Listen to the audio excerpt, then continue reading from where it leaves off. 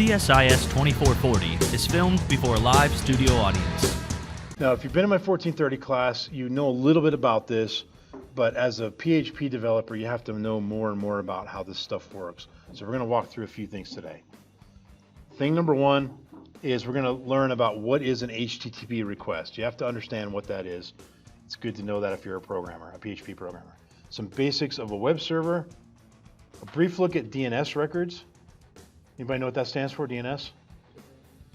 Domain name, services, servers. Which one is it? Servers? Services, yeah. I think typically it means services, but I don't remember. But something like that. Domain names is what's really about. Then bringing it all together, right?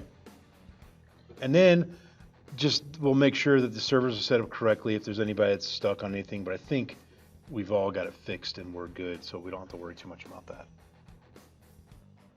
So first question, and I like asking this question to my students. Pretty much every class I teach that deals with computers, which is pretty much all of them, I ask this question: what is this? Now you say it's a server, right? But how do you know? Why is it a server? What makes it a server?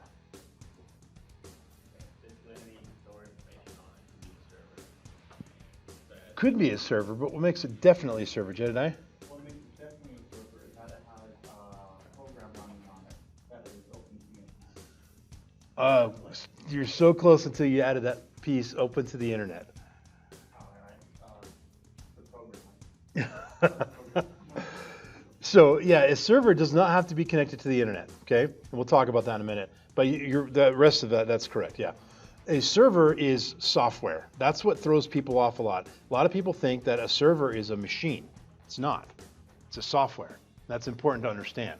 Now, typically though, we think, okay, it's a server, that server's physically sitting over there, but what makes it a server is the software on it, server software. So for example, there's file servers, right? If you've ever worked at a company where you have to save to the F drive or something, you're not supposed to save on your local machine, you're saving to a file server. It's just a computer in another room that has protocols on it that allows you to save stuff over your internal network, okay? All right, so file server, FTP server. What's FTP? File transfer protocol, right? It's a software. Now, FileZilla can do this. It can work both ways. It can actually be set up on a server to receive, but we made one that just connects two machines, right? Well, what allows FileZilla to connect to that server and transfer files over is the fact that the server has some sort of software running on it that allows us to do that, okay? Typically on port 21 or 22, okay? Then there's a database server, right?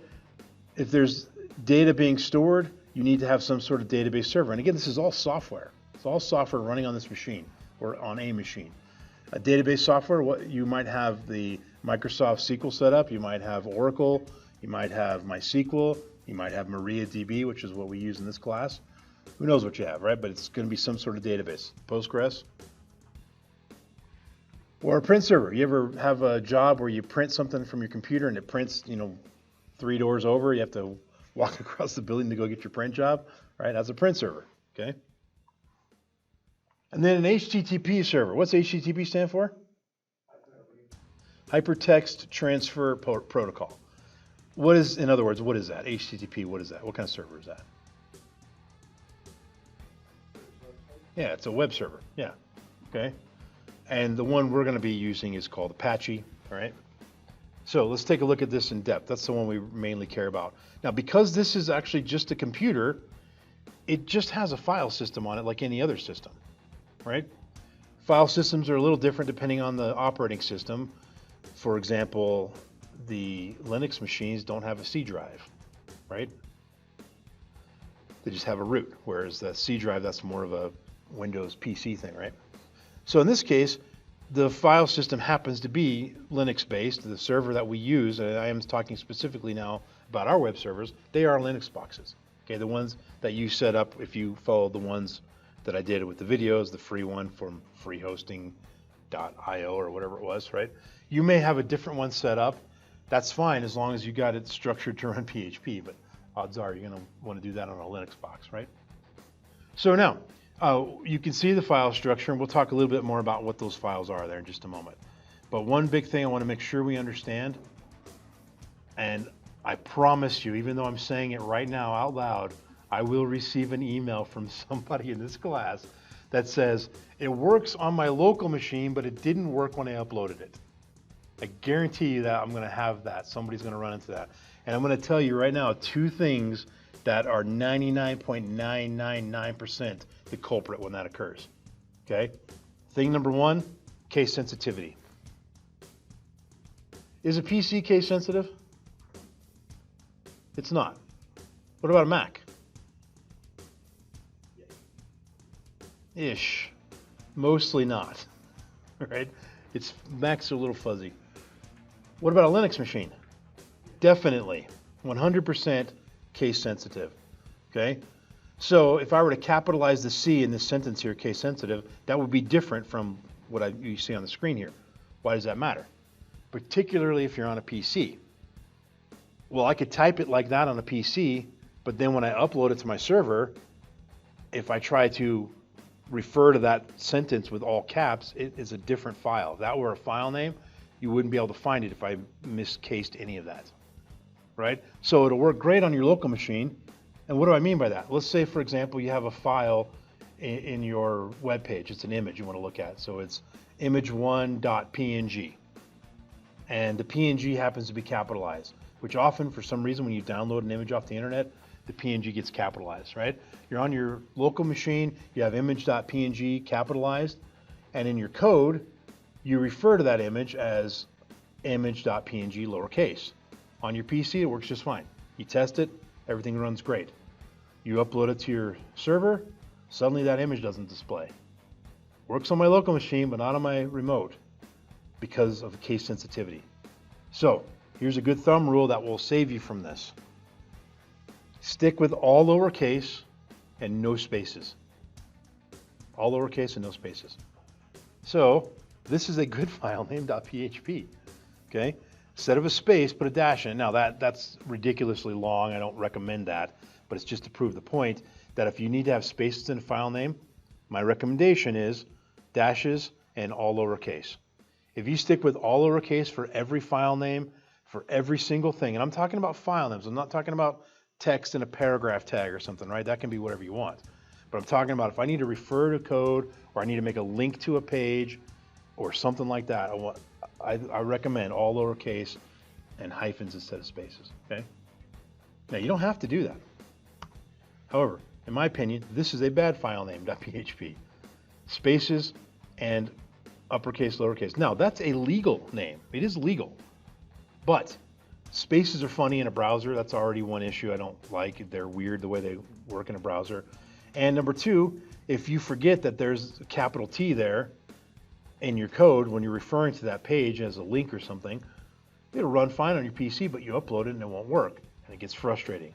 So if you stick with all lowercase and hyphens instead of spaces, you will cure almost every single, hey, it worked locally but not remotely, okay? There's a couple other issues that can cause that we'll get into later on down the road. Feel okay about that? Okay. So you've seen some of this. If you watched my video to set up your local server, we've seen this, so I won't beat this to death, but I want to make sure we understand what's going on. The world is run by Linux, right? Everything's Linux. I mean, there are Windows servers out there. There are Spark stations out there. There are other ones out there, but Linux is by far where the webs run. Pretty much every website you've ever been to is on a Linux machine, pretty much, okay? There are exceptions, obviously. So here's the acronym LAMP. This is the most common platform out there for the internet, and we've talked about that. What does LAMP stand for? Do you guys remember? Linux, Apache, MySQL, and PHP. Or what's the other M, possibly? MariaDB, right? Very good. And what's another possible P there? Perl, right? Perl is known jokingly as the write-only language. Not read-only, but write-only. You write it, but you can't read it. Or what's this written? Okay. So LAMP. Now, this is your remote server out in the real world that's in Arkansas, wherever you set it up, right? Some server that's not at your home. But otherwise, it's out in the real world, right? Okay. It's a Linux machine, and why does it need to be a Linux machine? Well, because they're small, they're fast, and so on. And then we have, that's our operating system. We have Apache as the, what does Apache do? That's the web server, right? That's what serves up the web pages. That's when somebody types a URL in, and that handles all that. We're going to look at that in just a minute. And there's a database, MySQL or MariaDB. They're basically interchangeable. And then your scripting language. This is all stuff that occurs on your server in Washington. I'll try to use a new state every time I say where your server is located, so we can hit all 50 of them. All right? So your server is set up like this. Okay. There's your operating system. There's your web server. There's your database management system. And there's your scripting language. All right. Now, we'll get to this here in a minute. When you write code on your local machine, you're writing PHP code. What's the main problem if you don't have a server set up? What's going to happen? You can't run PHP code, right? So you need to have a LAMP machine, basically, to write PHP code locally. Well, I got a Windows machine. You got a Mac machine, right? We don't want to do that. So what do?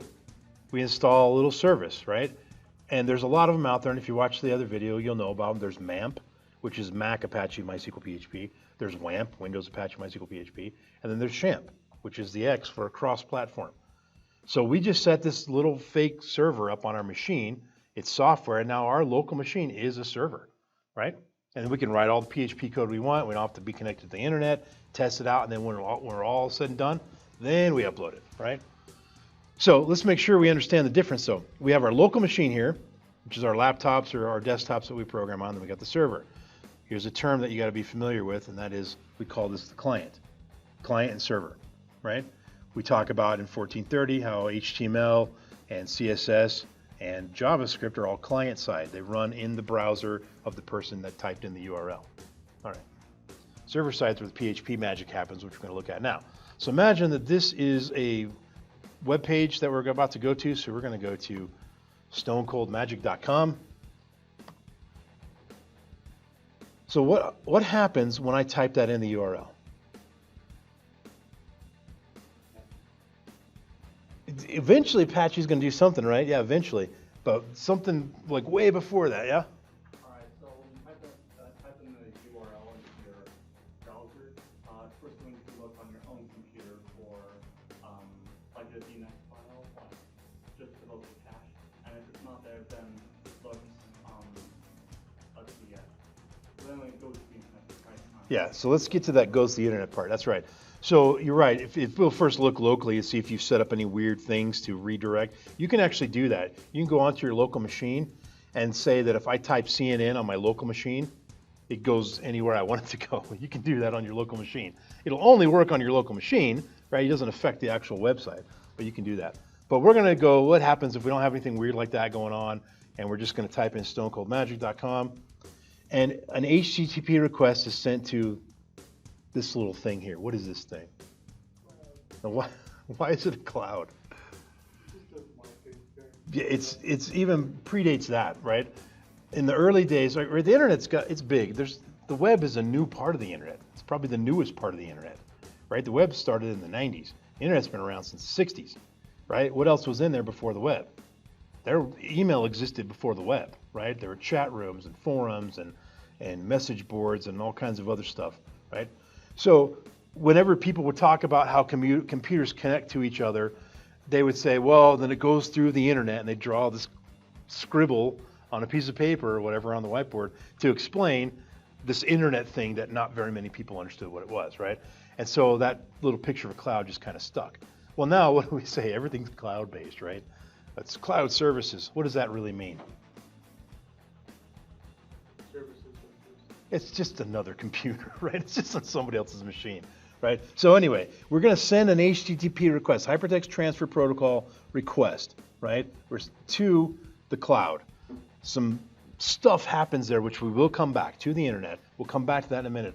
But eventually it makes its way out of this magic cloud here and hits that server. We're going to talk about how it hits that server in a minute. But it hits that server, and then something magical happens on the server, which we'll talk about in a minute. And it serves up in the blue line back to this magical cloud.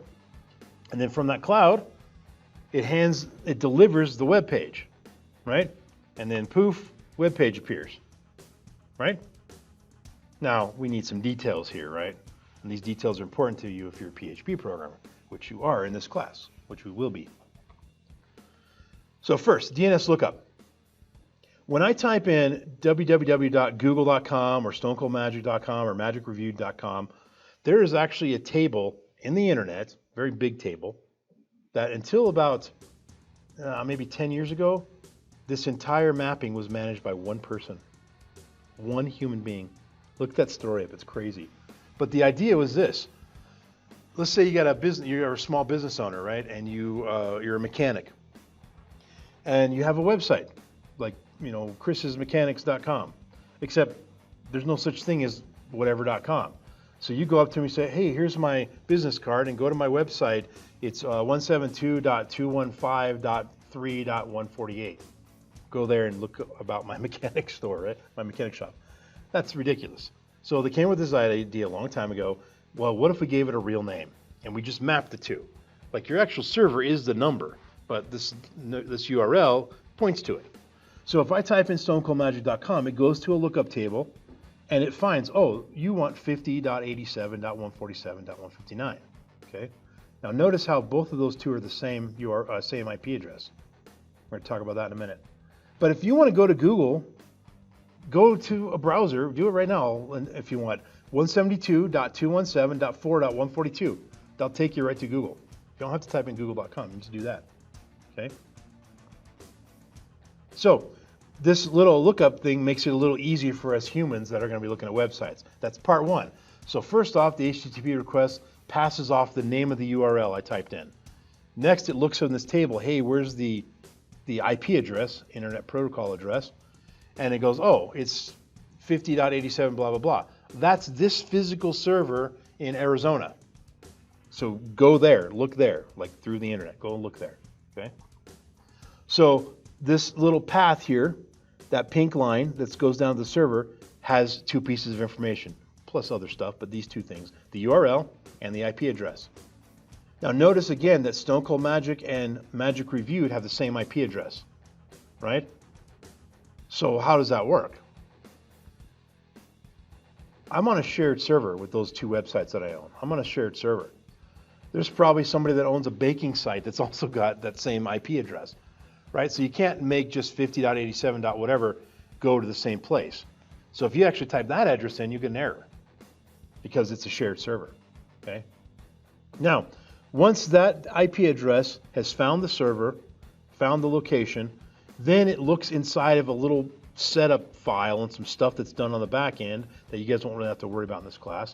And it says, oh, what did they type in? Did they type in Stone Cold Magic? If they did, then you need to look in the folder called Magic/Stone Cold Magic.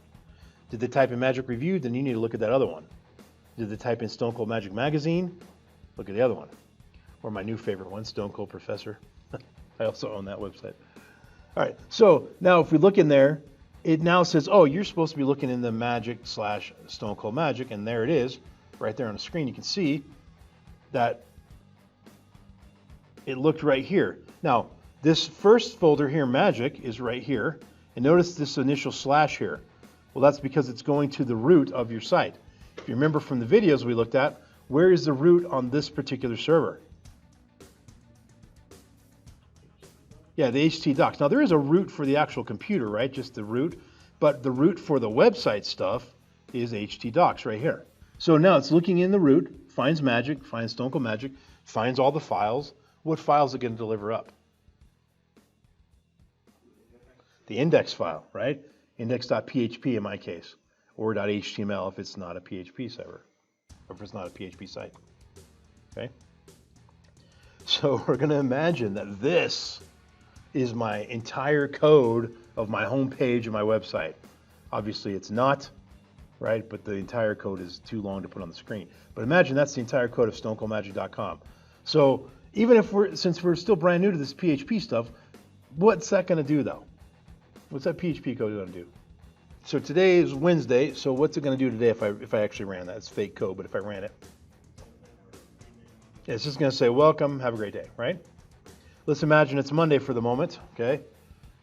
And I run it, and it's just a simple if statement, and this line here, this date line, we haven't looked at that function yet, but if you pass in that lowercase l into the date function, it returns an actual day of the week, okay? The actual day of the week of the current day. You could pass a date in there and get the day of the week that that date occurs on. We'll get into that function another time though. But when all is said and done, this PHP does one thing. It generates a plain raw HTML message. And this is the big message of the day, guys. It generates a plain raw HTML message, which is that on the bottom. The PHP interpreter turns it into that code right there at the bottom. Then what happens with that code? It gets handed back to the cloud, back to the internet, and it makes its way back down to deliver that web page. Does that make sense? The big thing to understand here is in a browser, you can never see PHP code unless somebody screwed something up on the server, right?